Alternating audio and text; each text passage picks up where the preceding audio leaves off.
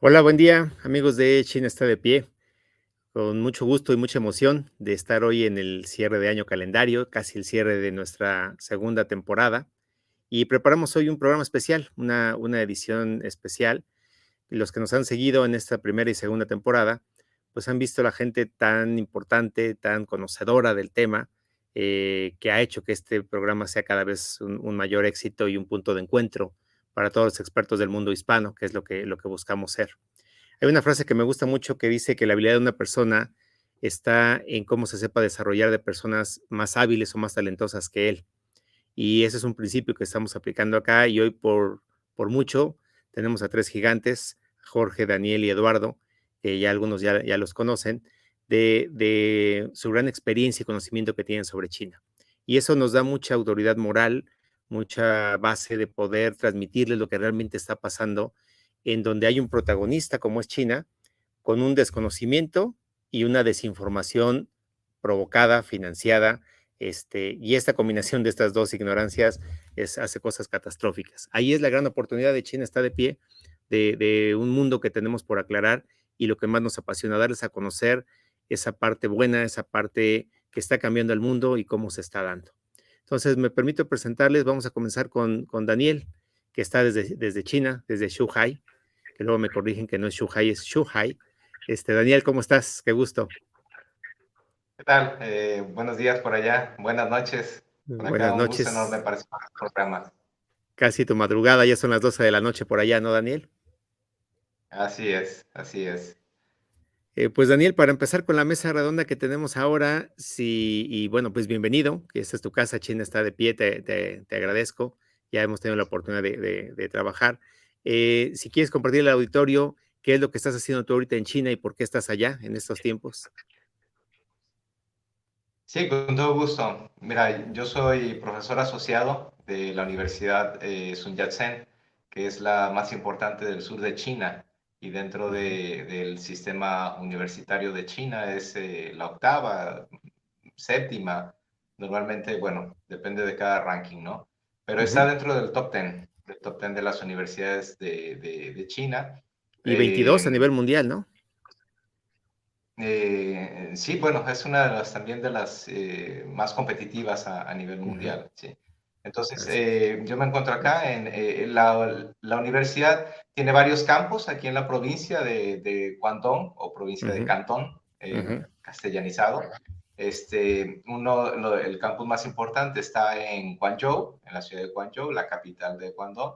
Y otro campus está precisamente en la ciudad de Shenzhen, que tiene frontera con Hong Kong, mientras que la ciudad centro, Zhuhai, tiene frontera con Macao. Y bueno, todas estas están aquí en la zona de la Gran Bahía. ujú. Yo parto clases en la licenciatura de español y también a estudiantes de otras carreras. Sin embargo, lo que yo imparto es América Latina. Yo les brindo un panorama de la cultura, la política, la economía de América Latina, que conozcan un poco sobre los negocios en América Latina. Ese es en lo que me enfoco. De hecho, mi área de trabajo es en el Centro de Estudios Latinoamericanos, aquí en la Universidad Sun Yat-sen. Pues bienvenido, Daniel. Ya desde ese punto, desde ese lugar tienes mucho que compartirnos. Y si me lo permites, vámonos ahora con Eduardo. Eduardo Sili, de la Universidad Metropolitana. ¿Cómo estás, Eduardo? Bienvenido a esta tu casa. China está de pie. ¿Qué tal? Muy buenos días a todas y a todos quienes nos escuchan. Muchas gracias por la invitación a este programa. Gracias, Eduardo. Tuve la oportunidad de platicar contigo a través de un amigo mutuo que es Víctor Ladreda, también amigo de Daniel, que él es quien representa a Weilai, es nuestro director en China. Y bueno, me ha dado mucho gusto y por eso me permití, amigos del auditorio, invitar a Eduardo, porque es difícil, casi excepcional, encontrar a alguien que pueda opinar con sustento, bien investigado, con esa autoridad. Y me ha dado mucho gusto ver tus cápsulas, Eduardo, lo rápido que son, los dinámicas que son para los jóvenes y lo bien informada y lo bien sustentada. Te felicito de nuevo aquí al aire por el trabajo que estás haciendo. Y pues por ese talento me permití, gracias por aceptar estar con nosotros acá en China de Está de Pie, Eduardo. No, al contrario, gracias. Pues si quieres platicarnos, así como Daniel, brevemente, que el auditorio conozca quién es Eduardo, qué es lo que estás haciendo y por qué eres experto en China.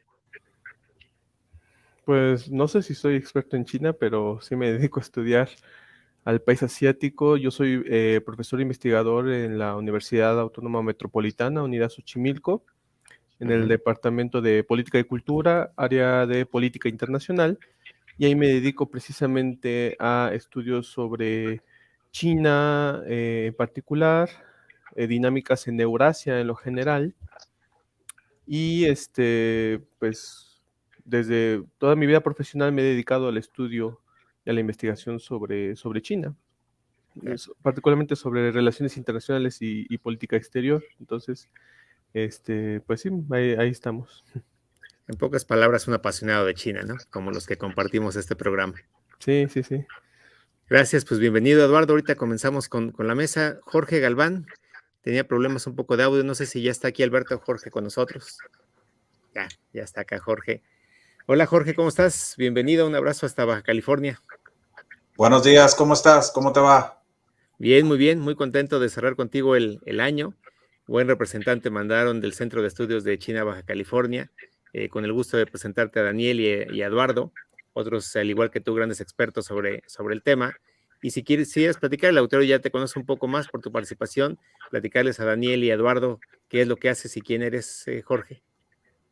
Bueno, soy profesor investigador acá en la Universidad Autónoma de Baja California, en el campus de Tijuana en particular, la única ciudad de todo México con un consulado de China. Y imparto clases relacionadas al entorno económico y a finanzas internacionales. Y de unos años a la fecha nos hemos concentrado un grupo de compañeros y un servidor en estudiar más a fondo la relación que tiene China con México y en particular con Baja California. Entonces, somos, al igual que los compañeros, apasionados de estos temas internacionales y pues tratamos de aportar un poco a que el auditorio conozca más de esta superpotencia llamada China. Así es, que hay una gran beta ahí que tenemos por aprovechar y por descubrir. Pues ya para comenzar en esta mesa, y si me permiten moderar, el tema de hoy es, como les decía al principio, esa gran desinformación financiada, patrocinada como parte de esa guerra comercial y sumada a esa gran ignorancia que hay, pues por cuestiones de modelos educativos, vamos a simplificarlo así, pero incluso en la parte de que cuando me invitan en los consejos consultivos de universidades, pues les hago ver ese enorme abismo que hay de no contar la historia y lo que ha pasado en Asia cuando ha sido un protagonista durante siglos, ¿no? Esa suma de esos dos es la oportunidad que tenemos para aclarar. Y hoy particularmente estamos muy contentos, todos los que estamos vinculados con China, por esa apertura que se dio en estos últimos días y que abre la oportunidad y la esperanza de que ya vamos a poder viajar y retomar. Nos comentaba Víctor Ladreda hace 48 horas de las noticias que estaban en los medios de comunicación, de que se esperaba que para marzo ya China ya tuviera la normalidad del 2019. Ese entorno, y me permito empezar contigo, Daniel, pero podemos hacer un comentario de Eduardo, es esa terquedad o esa resistencia que hay de conocer a un país que está encabezando ya ese liderazgo, esa hegemonía que podría incluso llamarse, como la llamó Eduardo. ¿Cuál es el reto que tenemos para realmente hacer esa conexión entre el mundo hispano y China, Eduardo? ¿Yo o Daniel? Daniel. Sí, yo creo que hay un, pues es que hay mucha desinformación en torno a China. También es cierto que es una sociedad muy diferente a la que estamos acostumbrados los latinoamericanos. Digo, yo me he especializado en América Latina desde mis estudios de universidad. Hice luego una maestría en estudios latinoamericanos y bueno, todos mis estudios, mis publicaciones han sido en torno especialmente a América Latina, ¿sí? Entonces, he podido recorrer muchos de los países de América Latina y realmente al venir a China es que es un choque cultural, lingüístico, de cosmovisión, etcétera, enorme, ¿sí? Entonces yo creo que la mejor forma de generar ese puente entre China y América Latina, pues es compartiendo experiencias, investigando más, brindando información más de primera fuente, ¿no? Y evitar en este caso, yo creo, a veces eso, triangular información. Como bien dices, hay veces que se genera información desde ciertas agencias, desde ciertos lugares que más que informar, a veces desinforman. Y que muchas personas que hablan a veces de China no conocen y es más, ni siquiera han venido. Entonces, bueno, en ese sentido me siento pues muy halagado por la invitación y por poder compartir y participar de esta dinámica. Hay una enorme oportunidad, Daniel, y me voy contigo, Eduardo. Lo hemos platicado, gente que ha vivido en China, gente que lo ha vivido muy de cerca, pero también hemos compartido mucho que hay una gran afinidad. Hay esa diferencia que marcaba Daniel muy bien, pero esa afinidad que tenemos el pueblo latino, el pueblo hispano, con los chinos en cuestión de la estructura familiar, de los valores. Te pongo un ejemplo, lo del el Día de Muertos, por ejemplo, cómo ambas culturas lo celebran. Sobre esa afinidad versus esa diferencia, ¿qué es lo que nos puedes comentar, Eduardo? Sí, gracias. Pues yo siempre he considerado que a pesar de la lejanía, como bien dices, hay muchas coincidencias culturales que nos permitirían entender al otro, vamos a decirlo, de una manera, vamos a decir, menos traumática como usualmente se suele pintar, porque por ejemplo, cuando yo animo a mis estudiantes o a la gente en general, ¿no? Pues hay que acercarse a China, empiecen con el idioma, por ejemplo, se asustan, ¿no? Es que, ay, no, ¿cómo? Pero pues diste un muy buen ejemplo, ¿no? El asunto, por ejemplo, del culto a los ancestros en China y el Día de Muertos aquí en México es una cuestión que podemos entender tanto en China como en México, particularmente en México.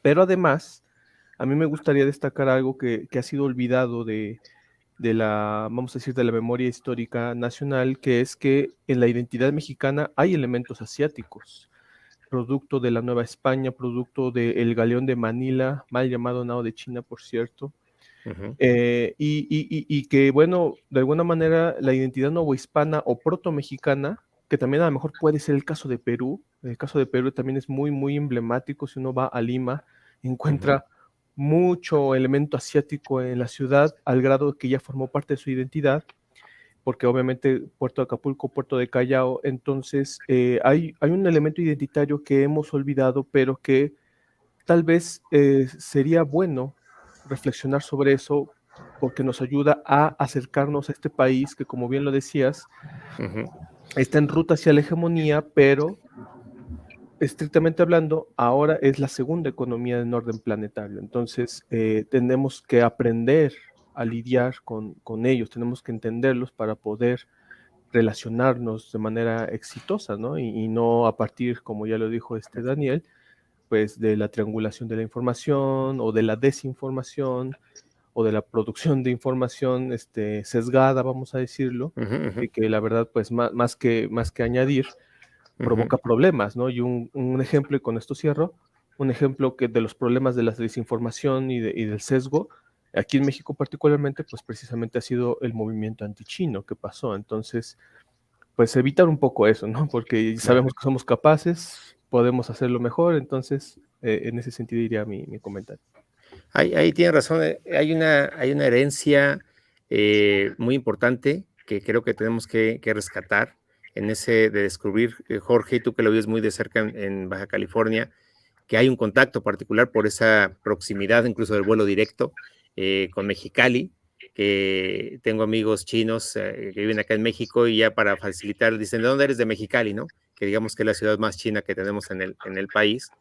Es importante rescatar, Eduardo, Daniel, esos 300 años, hablando de principio a fin, en el que China junto con nosotros como Nueva España, fuimos la primera economía global, la primera moneda global, la primera lengua global del mundo.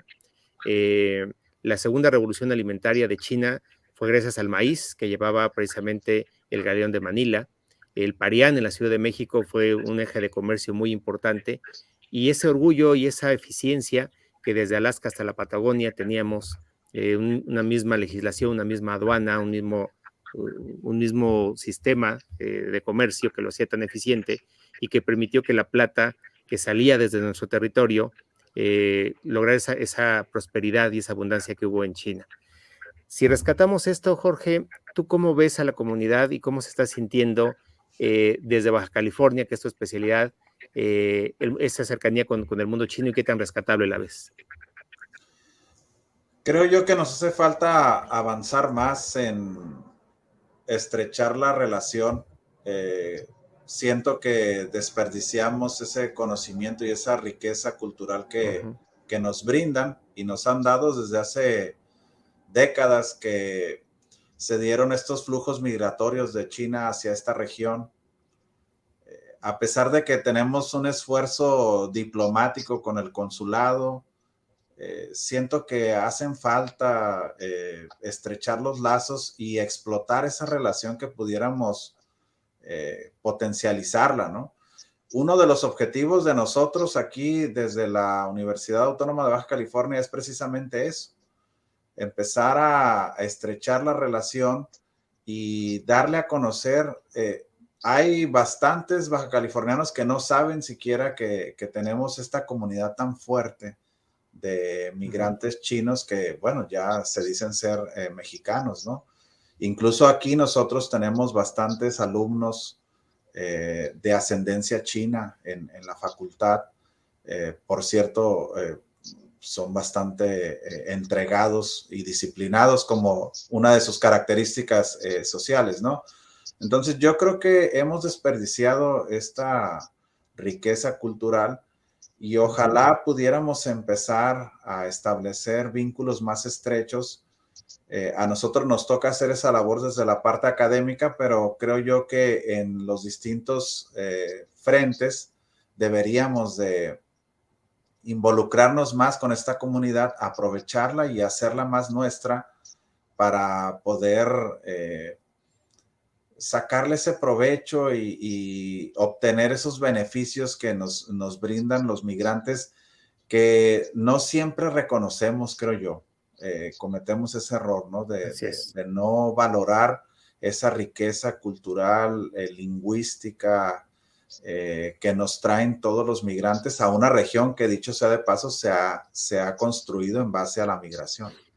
Claro, desde California, la parte de Estados Unidos, acá la presencia china ha sido muy importante, pero para poder concretar este punto y pasar al siguiente, tú, Daniel, que estás en China, creo que por lo que vemos hay dos aristas importantes. Una es que ya tenemos un precedente, un antecedente histórico en el que estábamos muy conectados y más comunicados de lo que nos imaginamos. Y justo lo que dice Eduardo, basta ver todo lo que tenemos en nuestro entorno, la cantidad de cosas afines, y no es tan difícil porque, no sé ustedes, me interesa mucho su opinión, pero estando yo allá, incluso con mis hijos, una vez me sorprendió que saliendo un domingo del cine, me sentí tan en casa que sí fue como un shock de que dije, estoy del otro lado del mundo, pero me es muy familiar a diferencia de estar en otras regiones, ¿no? Obviamente Norteamérica, Europa. Tú desde China, Daniel, ¿qué es lo que sientes que pueda hacer que esto facilite las cosas en esa final? Porque creo que hay, y me interesa mucho si estás de acuerdo o no, mucho interés también por lo que está pasando en el mundo hispano, y cada vez tenemos que despertarlo más nosotros desde este lado lo que está pasando allá. ¿Crees que puede haber de repente un clic que haga que esto sea más rápido y más ágil? Bueno, ciertamente creo que hay elementos coyunturales, me parece, que son como catalizadores para voltear por parte de China hacia América Latina. Ahora mismo un catalizador de eso es el Mundial. Argentina en la final. O sea, aquí los chinos están locos, todos son amantes ahora de América Latina, les entusiasma mucho, o sea, les ha entusiasmado mucho la llegada de Argentina a la final. De hecho, yo creo que más que cualquier otro equipo que ha estado ahorita en la última fase, ¿no? Antes de esto también, por ejemplo, la música latina, que me parece o podría decir que alcanza como un punto muy, muy, muy importante, es precisamente antes de la pandemia. Incluso hay una canción muy famosa de un cantante muy famoso, J. Joe, que precisamente se llama Mojito, aquí. Y es en la cual él mezcla los ritmos cubanos con una letra totalmente chino, todo es en chino, ¿sí? Entonces, en un momento en el que todavía, cuando yo llegué aquí hace ya algunos años, la canción que sonaba por mucho era Despacito. Entonces había chinos que no hablaban nada de español y bueno, estaban cantando Despacito en español, ¿no? El fútbol, etcétera. Yo creo que hay esos elementos culturales que por momentos también, como digo, se vuelven tendencia y se vuelven también catalizadores y que hacen que ellos volteen a ver más América Latina. Un elemento que también me parece muy importante es la literatura, que yo creo que acá hay mucho interés por ejemplo, por García Márquez, pero que también ahí hace mucha falta hablar de otros tantos escritores y tantas riquezas culturales que tenemos, ¿no? Carlos Fuentes, Vargas Llosa, por mencionar algunos, ¿no? Digo, claro, no quiero mencionar, claro. pero yo creo que hay temas que se vuelven coyunturales y que esos facilitan muchísimo más ese acercamiento. Sí, y creo que aquí viene algo interesante, Eduardo, con lo que nos comenta Daniel desde tu investigación. Me voy a poner de pechito y voy a comentar algo muy burdo, pero para hacerlo ya interesante contigo, Eduardo. Prendiendo la televisión allá en las tardes en China y veía las telenovelas, no sabía hablar mandarín, no lo sé todavía, pero de verdad yo decía, esa es una telenovela mexicana, pero 100%, ¿no? O colombiana, en el que veía cómo actuaban el drama y decía, pues es Thalía, a mí no me engaña, ¿no? Es Angélica María, o la misma música, ¿no? Cuando las estás escuchando en la calle, decía, es un dramón de Yuri cantando. Entonces sí creo que hay mucha parte de esa afinidad. Y la pregunta, Eduardo, es, yo aprendí allá no a verme como mexicano, sino a vernos de esa parte de esa comunidad hispana que tuvimos ese comercio, como bien decías, encabezado por Perú y por México, lo que ahora es México. Y yo veo que también, si ves lo mismo que yo o difieres, yo entendí desde los amigos de allá que así como decimos todo lo que es asiático son chinos, no importa si son de Vietnam, de Singapur, decimos pues son chinos. Yo veo que ellos también dicen hacia acá, ahorita como decía Daniel, se emocionan con Argentina, pero para ellos todos somos hispanos, no ven tanto, creo yo, esa división artificial que tenemos y que tanto daño ha ocasionado a nuestro continente, que si logramos otra vez unirnos. ¿Y tú crees que China pueda facilitar, Eduardo, que la comunidad hispana nos volvamos a integrar para ser la potencia que estamos llamados a ser? Qué interesante planteamiento el que colocas, un poco complicado yo pienso de responder, porque justo esa línea de investigación la he tratado un poco. Ahí tenemos un par de trabajos precisamente sobre qué tanto China impacta en la gobernanza regional latinoamericana, en la integración latinoamericana. Y es que aquí el problema es un poco la asimetría de la información. Es decir, en China el primer instituto en estudios latinoamericanos por la Academia China de Ciencias Sociales se creó en la década de 1960 y el similar en América Latina se creó hasta 30 años después, más o menos, en Brasil, si no me equivoco. Entonces, China empezó a aprender de América Latina mucho antes de lo que nosotros empezamos a aprender sobre China. Entonces, ahí está un primer problema de la asimetría. Y un segundo problema es que China sabe muy bien lo que quiere de América Latina, pero nosotros no sabemos qué queremos de China, ¿no? Diferimos, o sea, ahí, y es que ahí es donde viene el problema que tú mencionas, es decir, por cuestiones ideológicas, por cuestiones geopolíticas, por lo que tú quieras, pero siempre hay una tendencia en América Latina a agruparse, o sea, más allá de la CELAC, por poner un caso de una mega agrupación regional, que agruparse que en Mercosur, que en la Alianza, que en el ALBA o qué sé yo, y entonces todos estos reaccionan ante la presencia china. Y entonces se ve, por ejemplo, un poco cómo China marca el timón en las políticas regionales, es decir, sino latinoamericanas, y en América Latina solamente hay una reacción. Y esta reacción empieza a ser desigual dependiendo del país del que estemos hablando. De manera que Sí. tenemos a una Argentina que acaba de firmar el memorándum de entendimiento para Ujú. unirse a la Franja de la Ruta, y Ujú. tenemos un México que, a pesar de que China sea su segundo socio comercial, no habla sobre unirse a la iniciativa de la Franja de la Ruta. Entonces, China puede ser probablemente un catalizador para la Ujú. integración regional si logramos en América Latina definir primero políticas nacionales hacia China, una China Ujú. policy, Ujú. y después a nivel regional. Pero eso es un reto enorme porque Sí, se claro. creó la CELAC y a duras penas están pudiendo con la CELAC misma, y ahora relacionarse con otro Ujú. tipo con este actor, por ejemplo, pues es problemático porque China viene y dice, a ver, traigo dinero, quiero esto, y los países latinoamericanos como que apenas reaccionan, bueno, sí, bueno, no, y entonces un poquito complicado. Por eso decía que muy interesante, es una agenda de investigación abierta, pero es un poquito complicado, yo diría. Y también, Eduardo, pues es poco el tiempo, ¿no? Creo que estamos siendo muy exigentes en la inmediatez y queremos que esto, pues realmente tenemos, ¿qué te gusta? Exagerado 20 años, donde esto se ha dado de una manera más acelerada.